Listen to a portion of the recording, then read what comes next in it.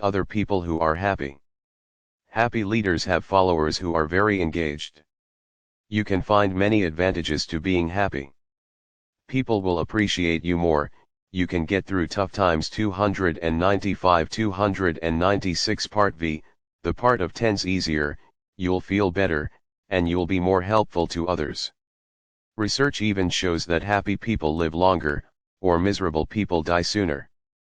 Gertie always seems to be in a good mood. Her life hasn't been easy. She's seen her share of tragedies.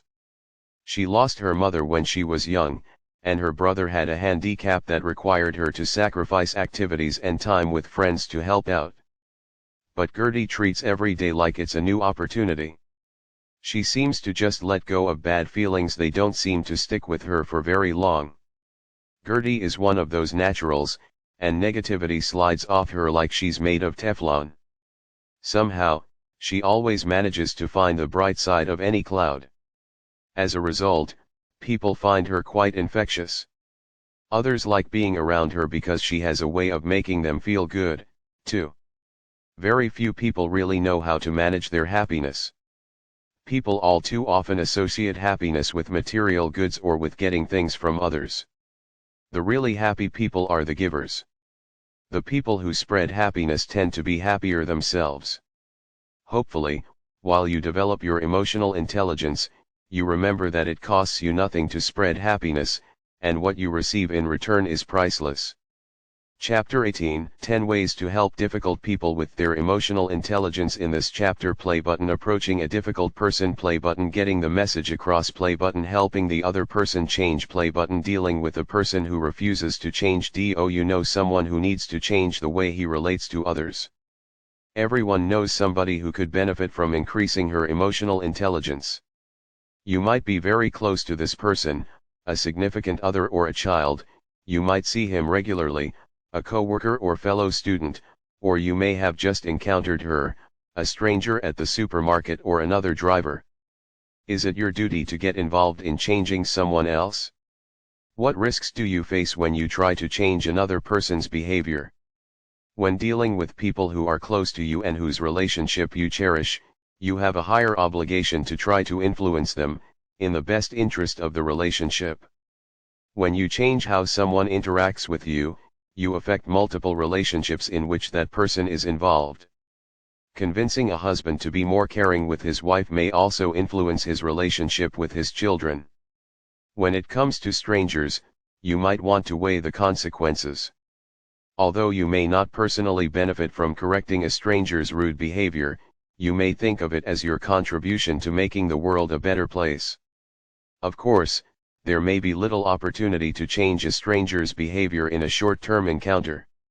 298 Part V, the part of 10's taking the indirect approach. You can influence the behavior of others in many ways.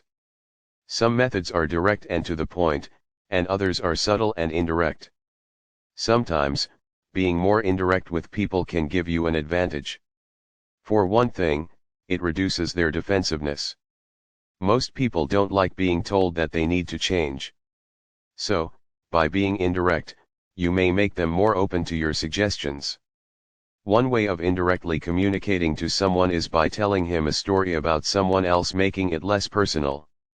Grace wants her husband, Carrie, to help keep the house clean and tidy. Hi, Carrie. I'm back. I was over at Linda's place, Grace says when she returns home. Oh, what's going on over there? Carrie asks. It was fine. But their house is such a mess. I don't think Bob puts anything away, and Linda doesn't seem to care, she reports. Oh, Carrie says sheepishly. I can't understand how he can show so little respect for such a beautiful home, continues Grace. What's the matter with him, anyway? I don't really know. Maybe he's been too busy with some project at work. But I guess that's no excuse, right? Grace put Carrie in the position of answering for Bob's mess. If she started to go after Carrie directly for his messiness, he'd probably ignore her or they might get in an argument.